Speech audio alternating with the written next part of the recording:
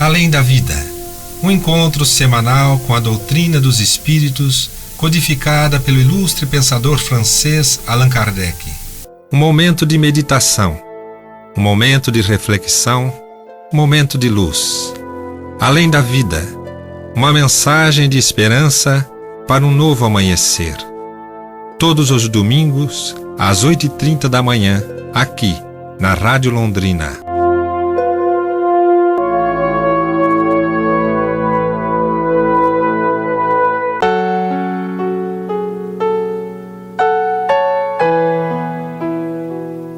Bom dia, prezado ouvinte da Rádio Londrina, cumprimenta o Silene.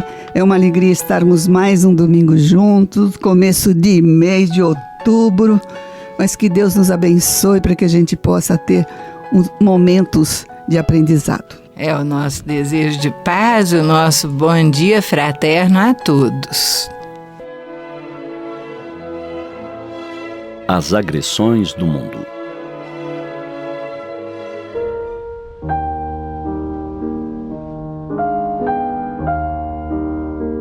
Sempre é importante lembrar como Jesus se posicionou perante as agressões do mundo. Apresentou a proposta de oferecer uma outra face. Não a face da aceitação ou da indiferença diante das ofensas, mas a face oposta à da violência, a face do bem. E o bem é inteligente. Ele busca entender o que está por trás de uma alma que está fora de si. Ele entende que ali há um claro desequilíbrio, algo fora do lugar.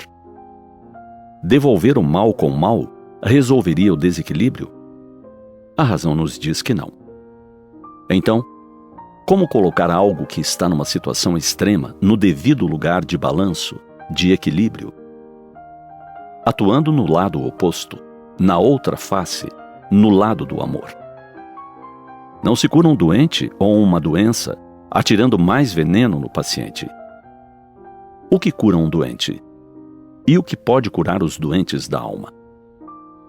A tranquilidade do agredido é um choque para o agressor, uma primeira fase do tratamento. Quando o ódio não encontra vibração similar, não encontra sintonia, se desestabiliza.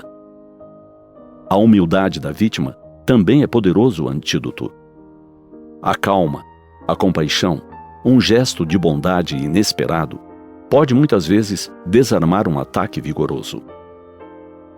Não permitamos que o mal se alastre. Ele é temporário, mesmo naquele que parece um inimigo mais determinado. Sem o mal o consumindo por dentro, ele é como nós mesmos. Por vezes, uma joia escondida em meio à revolta e ao sofrimento. Combatamos o mal, jamais uns aos outros.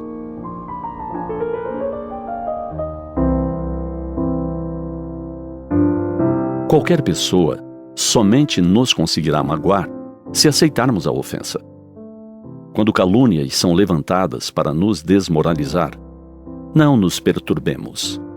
Prossigamos em nossa jornada, alheios às mentiras de quem está mal consigo mesmo. Se um amigo de longa data desiste da nossa companhia, criando acusações injustas, de consciência tranquila, continuemos com aqueles que nos reconhecem a integridade moral. Se a perversidade ou a maldade nos criam embaraços, conscientes de nossa honra, prossigamos nossa vida.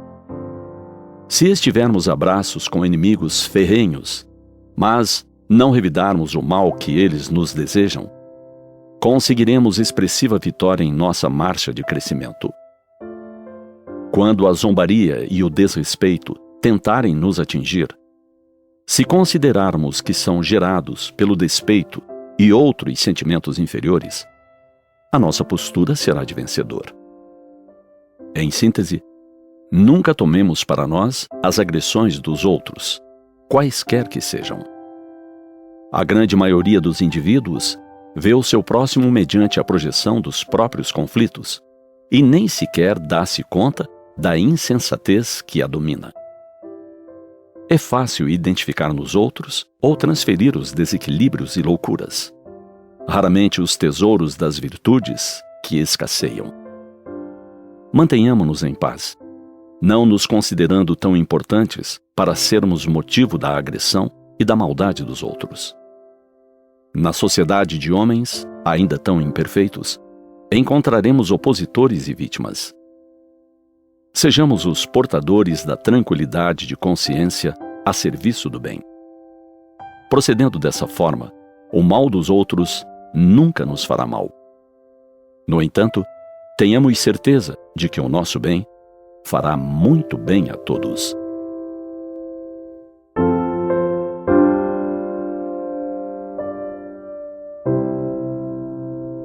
O site da Biblioteca Virtual Espírita está ativo.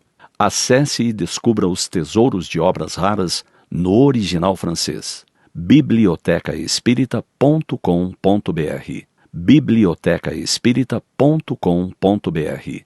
Inscrição gratuita.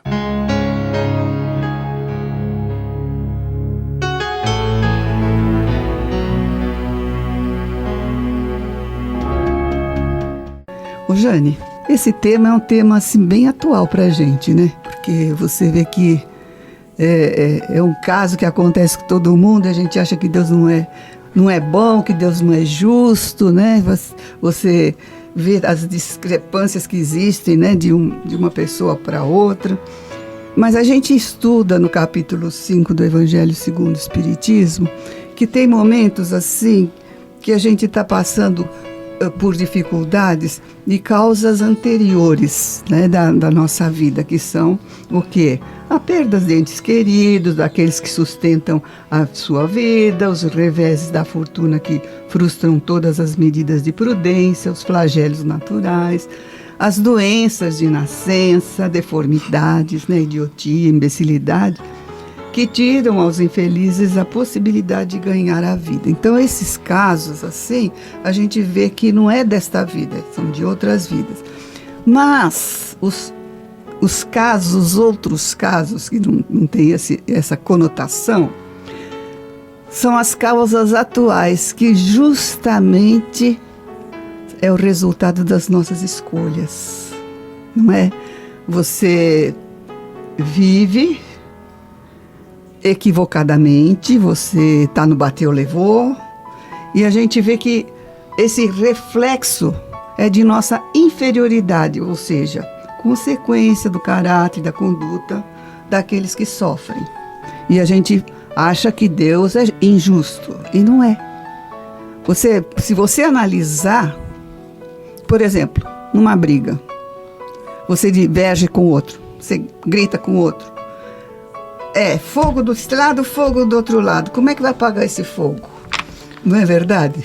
Nós estamos, infelizmente, observando uma recrudescência da animalidade inferior do nosso passado lá primitivo, porque essa agressividade violenta, ela está vigente em muitas situações e nós vemos e conversamos com muitas pessoas que há uma enorme necessidade de lembrar do Evangelho de Jesus, a evangelização dos seres para se tratarem conforme gostariam de ser tratados. Porque é natural que a pessoa possa sentir raiva em alguns momentos, indignação. Agora, raiva o tempo todo, indignação constante, é uma enfermidade da alma, né? Nós temos aqui conosco o livro Os Segredos da Vida, da doutora Elizabeth Kubler-Ross, psiquiatra, já desencarnada há alguns anos, maravilhosa, em que ela fala que a raiva é uma emoção natural e que no estado normal ela deveria levar alguns segundos para se exteriorizar. Por exemplo, se alguém fura a fila do cinema em que estamos, é natural que fiquemos com raiva naquele momento, né? Mas se reconhecêssemos a raiva e procurássemos expressar a nossa discordância de uma forma firme e tranquila, provavelmente a raiva passaria e a pessoa ficaria muito bem. Os problemas surgem quando há explosão manifestando a raiva de maneira inadequada, ou quando ela é reprimida e se acumula. E ela diz assim, que a raiva reprimida, quando a pessoa engole o sentimento, né? Ela deveria simplesmente, tranquilamente, como foi colocado agora há pouco, expressar: olha, eu não gostei daquela sua atitude com referência a esse fato, eu não me senti bem, você deveria ter feito diferente. Falar. A pessoa às vezes não fala, engole a raiva. E ela diz aqui, né, que a raiva reprimida, ela não evapora simplesmente, ela se transforma numa questão inacabada. Se deixar-se de lidar com um pouco de raiva que várias situações suscitam, a raiva vai crescendo até explodir no lugar errado e por uma razão desproporcional àquilo que a causou. Então ela conta um caso, né, de uma enfermeira no hospital do Meio Oeste americano, numa sala de emergência, em que 5 pessoas estavam seguindo para a emergência em estado gravíssimo. Ela foi ver, uma era o marido dela, e todos morreram. Sabe o que tinha acontecido? Um racha na estrada, mas nem racha era. Foi porque um queria passar o outro e aí um não queria dar chance para o outro. Aquilo foi tomando conta, foi virando uma raiva que um não queria ceder espaço para o outro. É uma coisa tão tola, né? Mas aí veio um carro em situação contrária e colidiram. E aí morreram 5 pessoas, destroçaram 5. E ela diz o quê, doutora Elizabeth? Foi a raiva que as matou, né? Nenhum dos motoristas dava passagem ao outro. Lado a lado, eles avançaram em disparada, disputando a primeira posição, alimentados pela raiva, olha só. Então ela fala que a raiva acumulada faz com que, quando se assume, a pessoa que provocou aquela raiva, por exemplo, em algum momento assume aquela responsabilidade, pede desculpa, você não consegue perdoar. E ela diz assim, ó, se apesar das desculpas continuamos com raiva, trata-se de um sentimento antigo que a pessoa está guardando nela, né? E às vezes a pessoa vive em situação em que qualquer raiva na família era censurada. Então elas ficam engolindo, né? E até os problemas mais corriqueiros do dia a dia depois provocam explosões de raiva. E ela comenta que é importante saber que a raiva é uma reação normal, que ela pode ser útil no lugar certo, na hora certa e na proporção adequada. Então, as pessoas que expressam a raiva, elas vivem mais tempo. O que é expressar a raiva, hein? Não é brigar. Do jeito que nós estamos vendo, as pessoas estão se agredindo, tendo violência umas com as outras. Isso é a raiva desequilibrada, né? Expressar a raiva é demonstrar que aquela situação desagradou, é conversar, é dialogar. E diz ela que quando a pessoa sente raiva, é porque ela deixou de aprender a lidar com a mágoa. E à medida que se acumulam as mágoas e não lidamos com elas, a raiva cresce. E pode crescer de tal forma que dá a sensação de fazer parte da pessoa. Principiamos a ver essas pessoas que sentem essas raivas, elas começam a achar que elas são más, porque elas vivem com raiva. E a raiva se torna parte da identidade delas. Então ela diz que é preciso fazer todo um trabalho para descobrir a origem de tanta raiva acumulada, para liberá-la e retomar-se o eu verdadeiro. Então a pessoa, além de sentir raiva dos outros, fica com raiva dela mesma, por causa do que fez ou deixou de fazer. Fica com raiva quando sente que, ao tentar agradar aos outros, trai a si mesmo. Então, Fica com a raiva quando se deixa de atender às necessidades e carências. E a volta, quando a raiva se volta para dentro da própria pessoa, ela se expressa como culpa ou depressão, olha só. Então a depressão é raiva acumulada, gente do céu, é a raiva que se voltou para dentro de si, é uma raiva interna que distorce o passado e a visão da realidade, criando os piores fantasmas. Então, o medo diz que também pode virar raiva, o medo inconsciente. Quando não se entra em contato com os medos, eles evoluem para a raiva. E ela diz que nós estamos mais acostumados a lidar com a raiva do que com o medo. É mais fácil dizer ao parceiro, eu estou com raiva de você, do que dizer a ele, eu tenho medo que você vá embora. É mais fácil sentir raiva das coisas que dão errado do que admitir, tenho medo de não ser bastante competente. Então, gente, são expressões que estão dentro do ser. E nós precisamos aprender a lidar com isso, amansar, lembrar de Jesus, o Mestre amado, que pedia que nós nos amássemos, que nós tivéssemos para os outros o respeito que gostaríamos que tivessem para conosco mesmos. Isso não significa que a pessoa não vai ter raiva na vida. Ela tem, porque ela não é um ser de metal, não é uma máquina, não é um objeto, ela é um ser. Mas expressar isso de forma serena é que é preciso ser feito, porque as pessoas estão partindo para a violência, se agredindo, machucando umas às outras, por situações que nem deveriam existir. Você sabe, Jane, você está falando aí de mágoa, né, de raiva, de mágoa, que a doutora está ensinando a gente vê que essas mágoas profundas, né, que são causas de doenças no corpo físico, inclusive. E também a gente fecha a nossa psicosfera, muitas vezes nosso anjo da guarda quer nos ajudar, quer dar uma oportunidade da gente se acalmar no coração, mas você esquece o quê?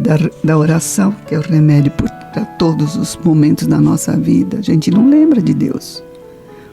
Eu tive uma vizinha na semana passada que ela veio raivosa, assim, né? Tocou a campainha. Meu marido é síndico e aí ela queria, né, que ele fizesse alguma coisa, mas ela estava tão nervosa. Tem uma menininha que é uma graça, uma netinha que ela toma conta, tem uma filha meio problemática, tem uma mãe também depressiva, etc., como a Jane descreveu aí.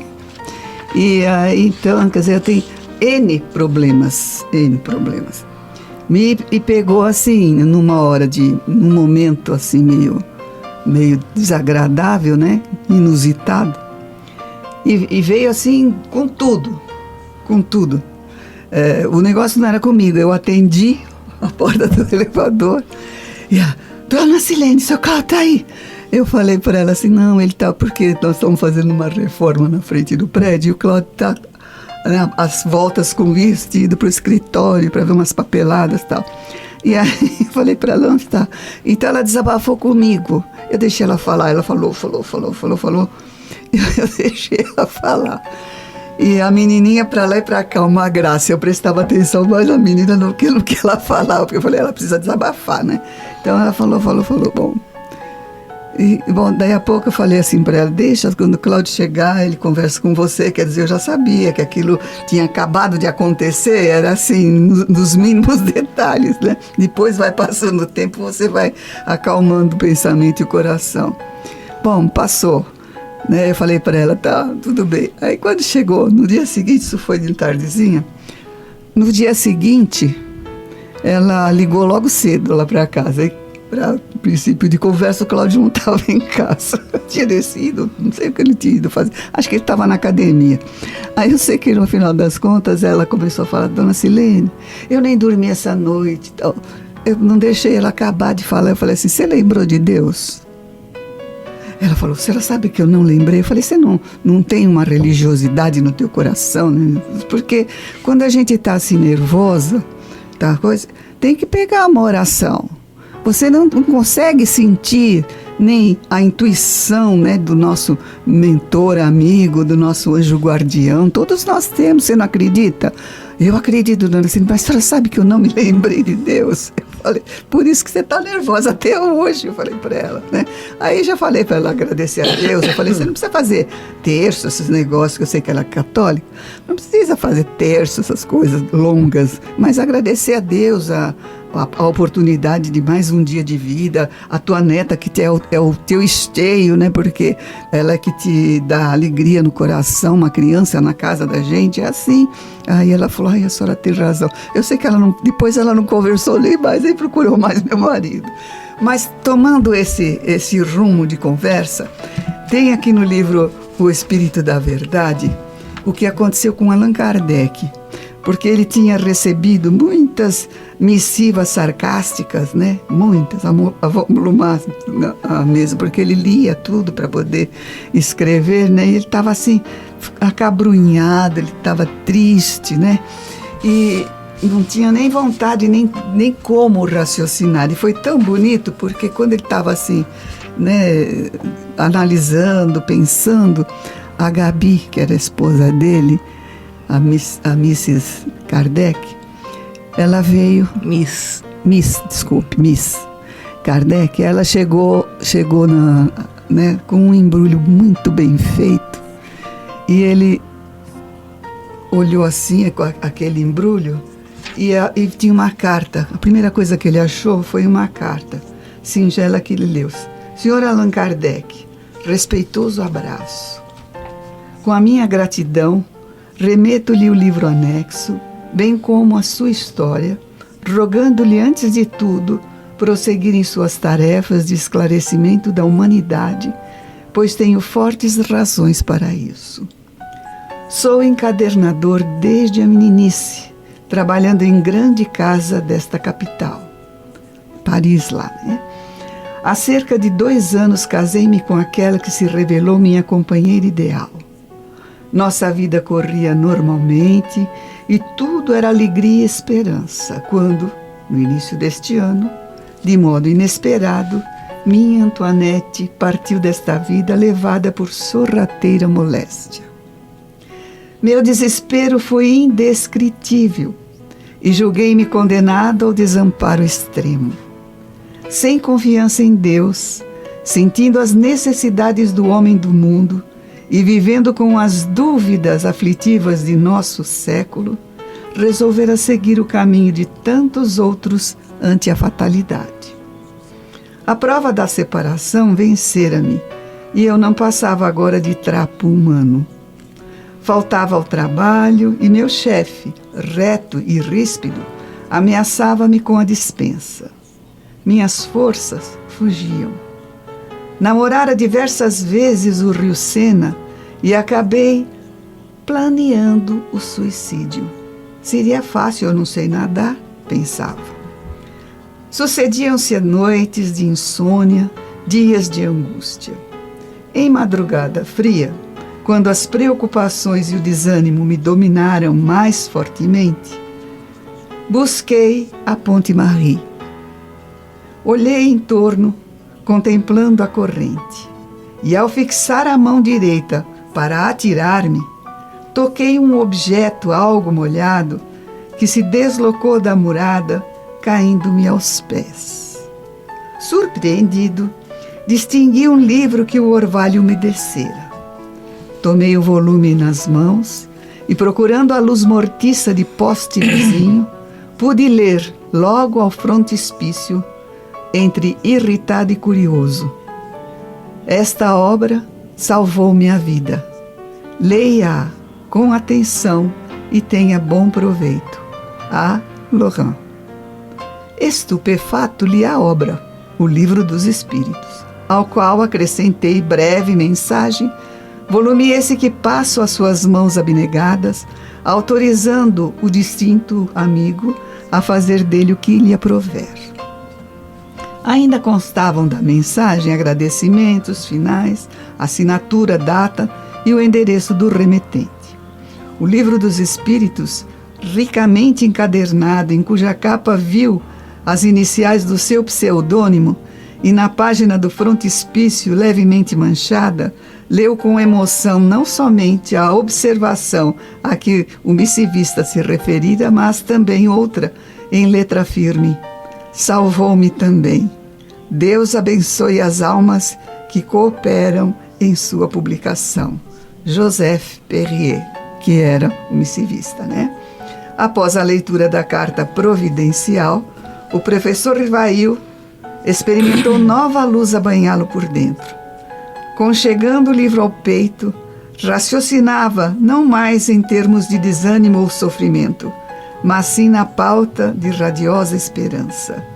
Era preciso continuar, desculpar as injúrias, abraçar o sacrifício e desconhecer as pedradas.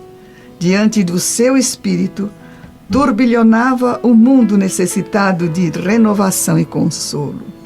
Allan Kardec levantou-se da velha poltrona, abriu a janela à sua frente, contemplando a via pública, onde passavam operários e mulheres do povo, crianças e velhinhos. O notável obreiro da grande revelação respirou a longos haustos e, antes de retomar a caneta para o serviço costumeiro, levou o lenço aos olhos e limpou uma lágrima. Hilário Silva. Meus irmãos, veja só, quando a gente toma a disposição, em vez de mágoas, depressão, entrar em depressão, em ficar ruminando, né? Ruminando o acontecimento, lembremos da oração, lembremos do pensamento positivo. Veja só, Kardec estava, ele também tinha esses momentos de sofrimento, né, de mágoas, ele também tinha, mas ele tinha a oração, o desejo de fazer o bem, estava trazendo para a humanidade uma nova era de ações, de pensamento, de raciocínios lógicos. Então, vamos pensar nisso também. Nós somos filhos de Deus, nós temos que entrar em contato com Deus.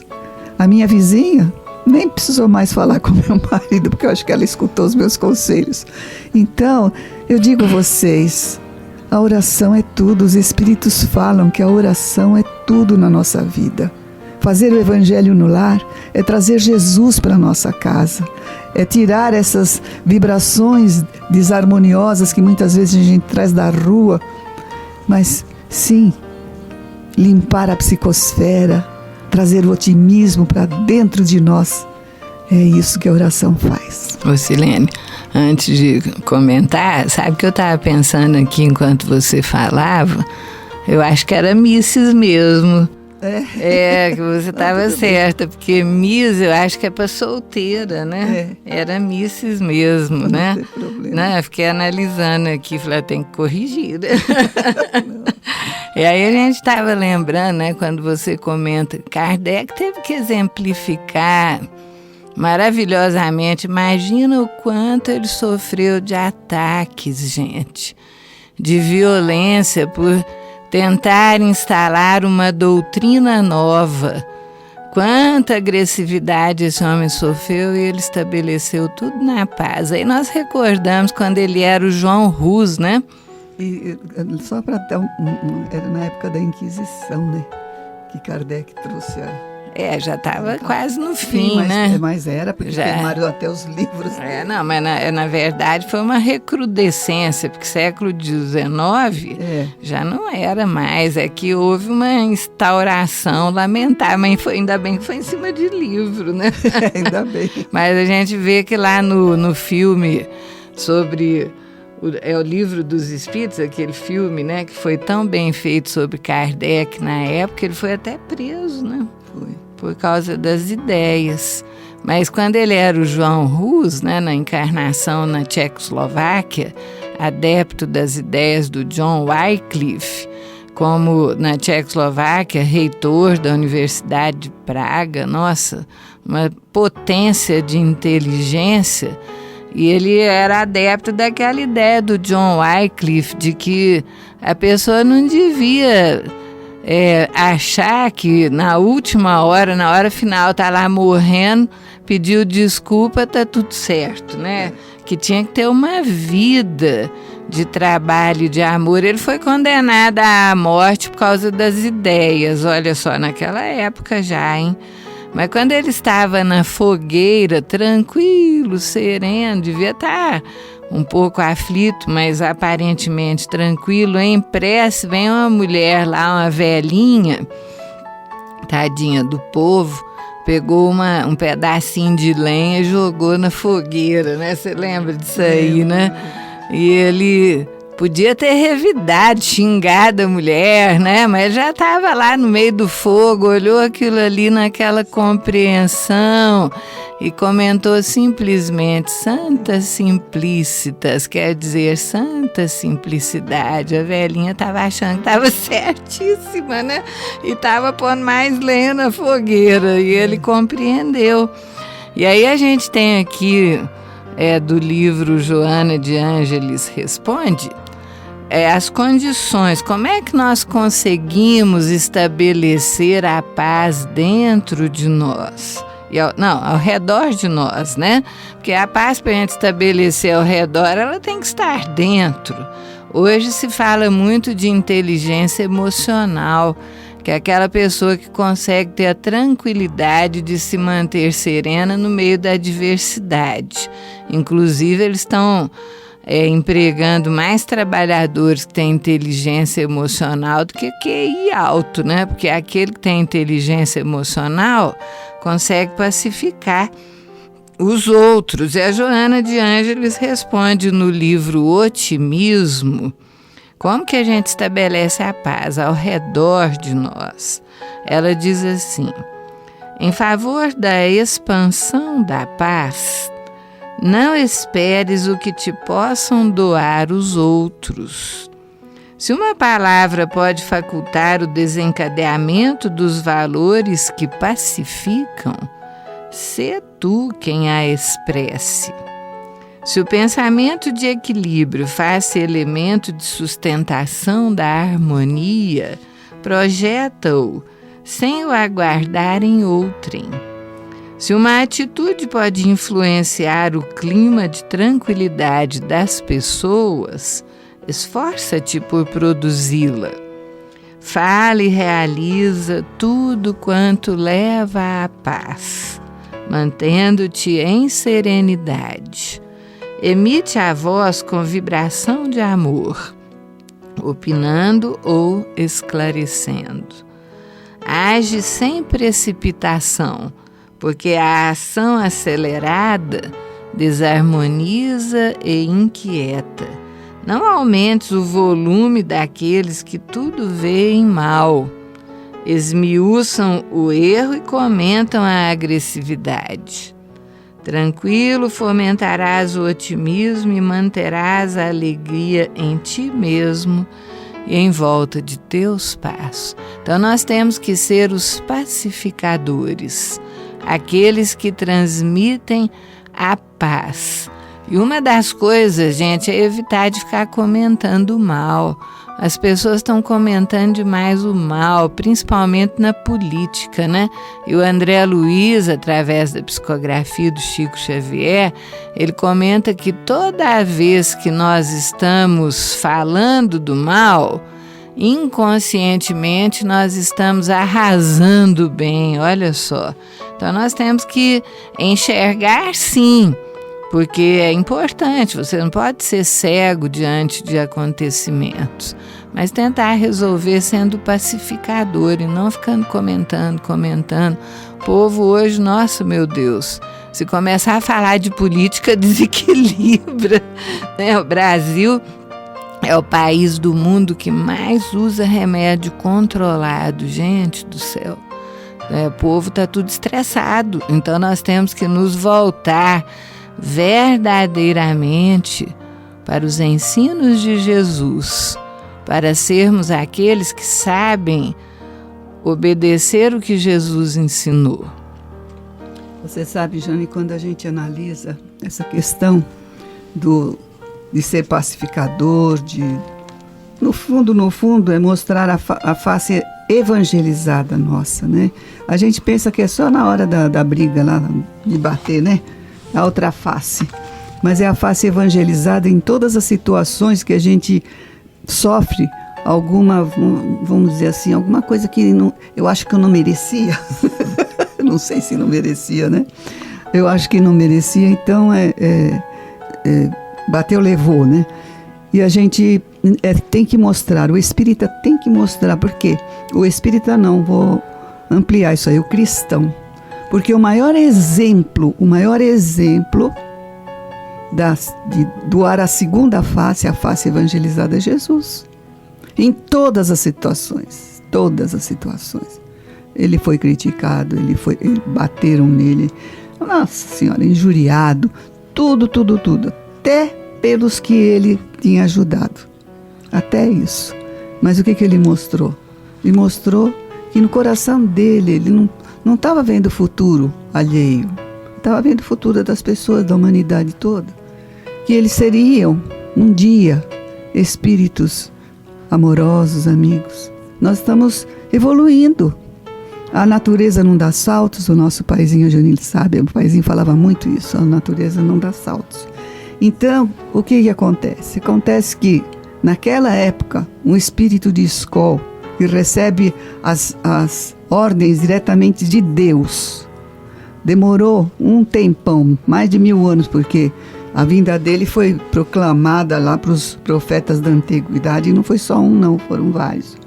Então, a gente vê que ele se preparou, ele teve que baixar a sua vibração para poder renascer. Ele renascer não, para ele fazer uma experiência carnal aqui na Terra, porque ele não precisava de sofrimento nenhum, né? Mas ele é um espírito puro. Então, ele é o governador do nosso planeta. Então, ele é alguém que não deixou, ele não mandou ninguém, veio ele, para mostrar que a gente pode viver como ele.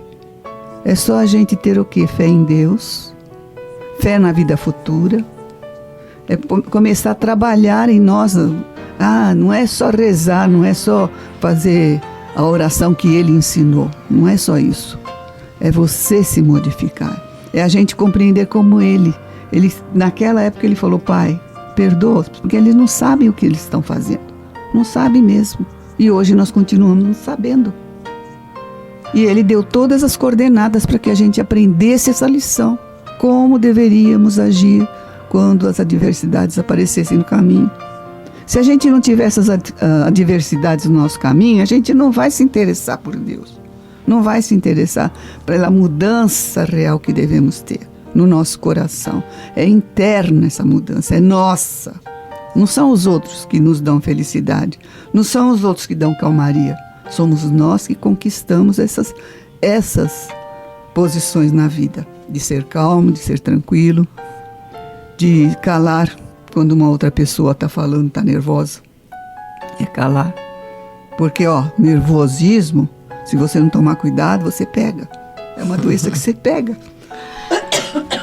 Qualquer um pode passar por isso e a gente precisa ter muita tranquilidade. Quando você falou do nosso paizinho, para quem não conheceu, né, foi o diretor do Lar Infantil Marília Barbosa, mais de 60 anos. Cuidou de mais de 600 crianças, querido até hoje por todos os que o conheceram. Um mestre na atitude de amor ao próximo, de bondade, de inteligência brilhante, um senhor espírita, né, que vivia seguindo Jesus mesmo. Ele falava assim, você vai lembrar, Silena, que todo mundo tem um leãozinho lá acorrentado lá dentro do peito. E de vez em quando esse leãozinho quer sair pra fora, você tem que puxar as correntes de volta. Você lembra disso? Lembro. Ai, ele sempre falava isso brincando, né? Então nós temos que trabalhar o nosso eu constantemente nesse mundo de provas e expiações, analisando, observando, meditando, para que possamos adquirir a paz. Nós temos aqui conosco, do livro Fonte Viva, de Emmanuel, a mensagem Sigamos a Paz, psicografado pelo Chico Xavier. E começa assim: busque a paz e siga, de Pedro, né? E diz ele, o Emmanuel, há muita gente que busca a paz. Raras pessoas, porém, tentam segui-la. Companheiros existem que desejam a tranquilidade por todos os meios e suspiram por ela, situando-a em diversas posições da vida. Contudo, expulsam-na de si mesmos tão logo lhes confere o Senhor as dádivas solicitadas. Esse pede a fortuna material, acreditando seja a portadora da paz ambicionada. Todavia, com o aparecimento do dinheiro farto, tortura-se em 1000 problemas, por não saber distribuir, ajudar, administrar e gastar com simplicidade. Outro roga a bênção do casamento, mas quando o céu lhe a concede, não sabe ser irmão da companheira que o pai lhe confiou, perdendo-se através das exasperações de toda sorte. Outro ainda reclama títulos especiais de confiança em expressivas tarefas de utilidade pública, mas em se vendo honrado com a popularidade, com a expectativa de muitos, repele as bênçãos do trabalho e recua espavorido. Paz não é indolência do corpo, é saúde e alegria do espírito. Se é verdade que toda criatura a busca a seu modo, é imperioso reconhecer, no entanto, que a paz legítima resulta do equilíbrio entre os nossos desejos e os propósitos do Senhor na posição em que nos encontramos. Recebido o trabalho que a confiança celeste nos permite efetuar, é imprescindível saibamos usar a oportunidade em favor de nossa elevação e aprimoramento. Disse Pedro: busque a paz e siga-a. Todavia, não existe tranquilidade real sem Cristo em nós, dentro de qualquer situação em que estejamos situados. E a fórmula de integração da nossa alma com Jesus é invariável. Negue cada um a si mesmo, tome a sua cruz e siga-me. Sem essa adaptação do nosso esforço de aprendizes humanos ao impulso renovador do Mestre Divino, ao invés de paz, teremos sempre renovada guerra dentro do coração. Eu estou aqui com uma mensagem do livro O Espírito da Verdade, na página 190, que é de André Luiz. Ele fala: nem castigo nem perdão, é o título, né? E ele diz assim que o espírita encontra na própria fé o cristianismo redivivo, estímulos novos para viver com alegria, pois com ele os conceitos fundamentais da existência recebem sopros poderosos de renovação. Aí ele fala assim, que a terra não é prisão de sofrimento eterno, é uma escola abençoada das almas. A felicidade não é miragem do porvir, é realidade de hoje, é só você procurar. A dor não é forjada por outrem, é criação do próprio espírito. A virtude não é contentamento futuro, é júbilo que já existe. A morte não é santificação automática. É mudança de trabalho, de clima. O futuro não é surpresa atordoante. É consequência dos atos presentes. O homem não é o conforto do próximo apenas. É ajuda a nós mesmos. Não é o bem, não é consequência dos atos presentes, é o futuro. É consequência dos atos presentes.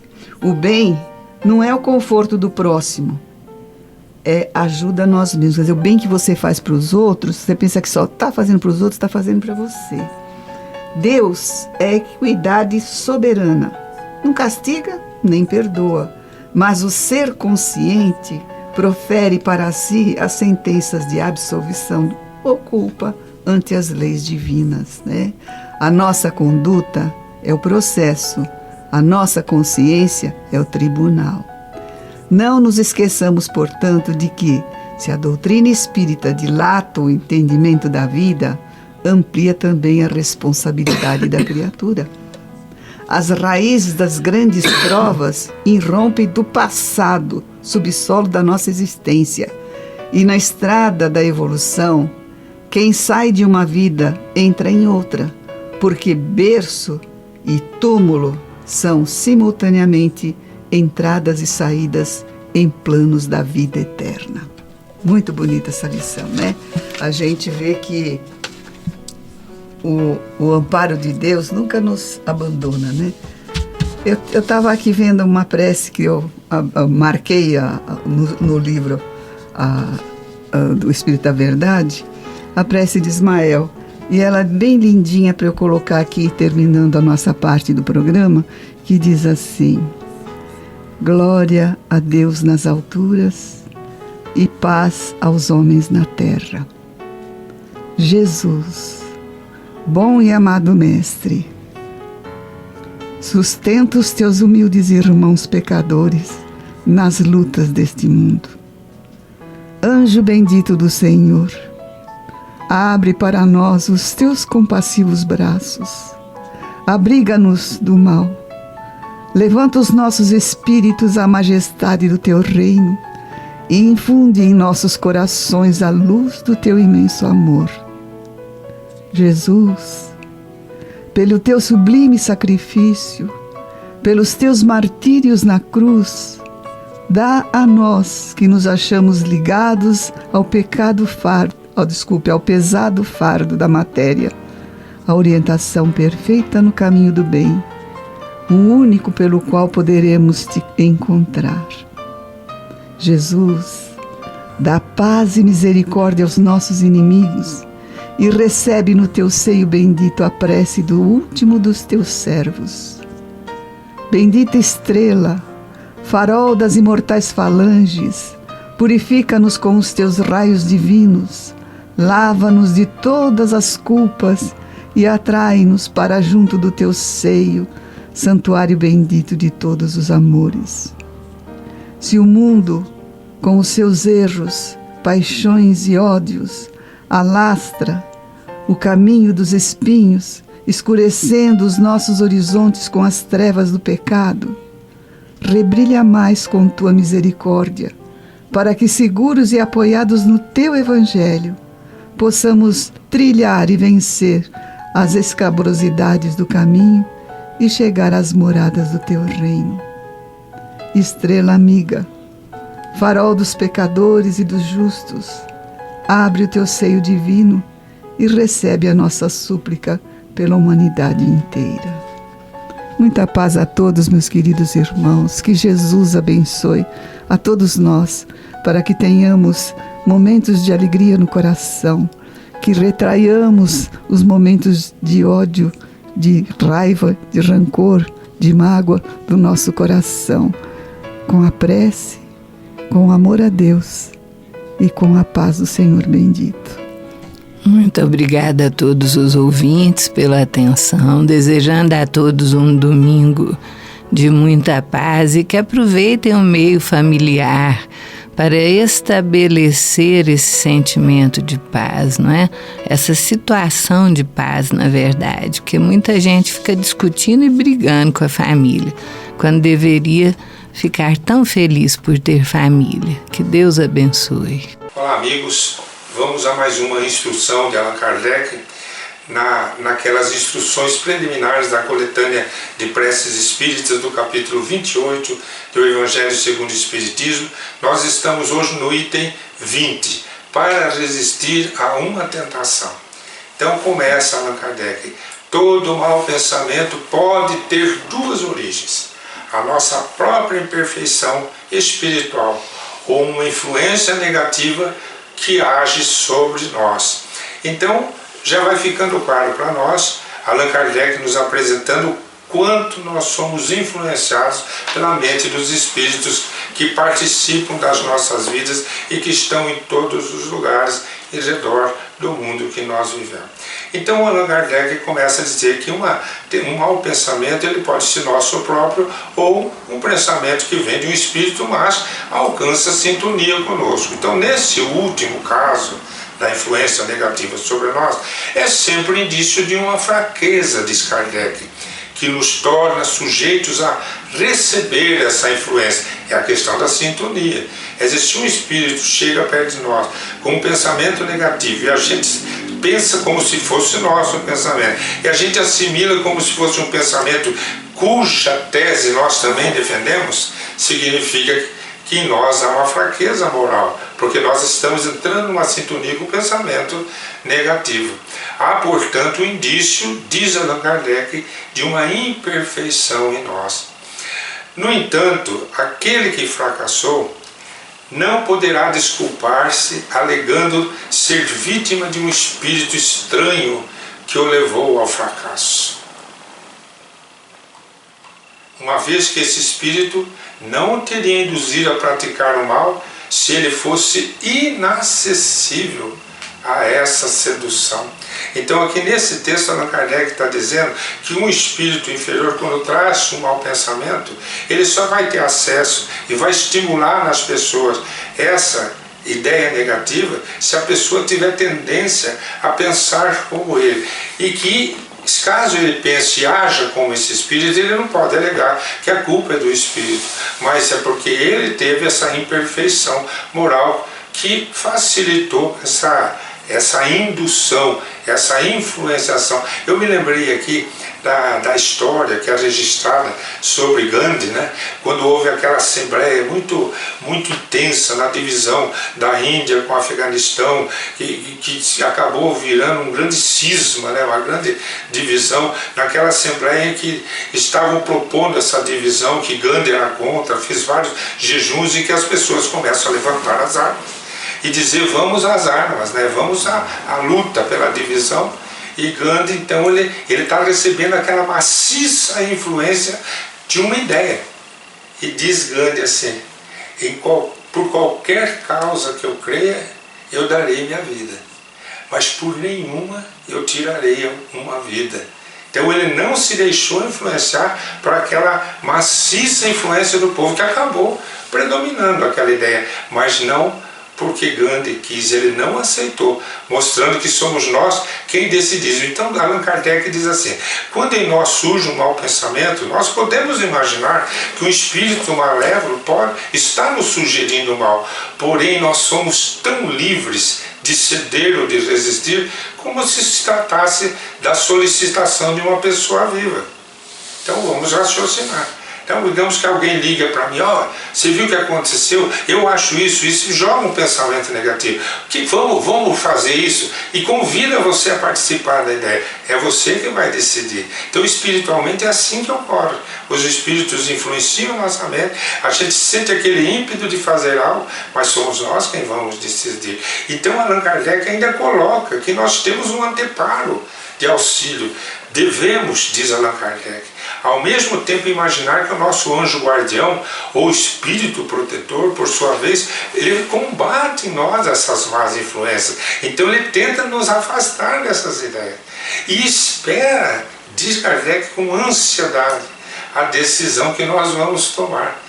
E nessa nossa hesitação em fazer o mal, é a voz do bom espírito que se faz ouvir pela nossa consciência. Então, se os espíritos inferiores vêm com a ideia, pelos nossos instintos, pelas nossas tendências inferiores, os espíritos superiores vêm pela nossa consciência do que é o certo, do que é errado, onde, como diz os espíritos superiores, onde está escrita a lei de Deus. Quer dizer, na nossa consciência. Então os espíritos superiores, os nossos benfeitores, vão agir na nossa consciência, nos tentando impedir de agir daquela forma.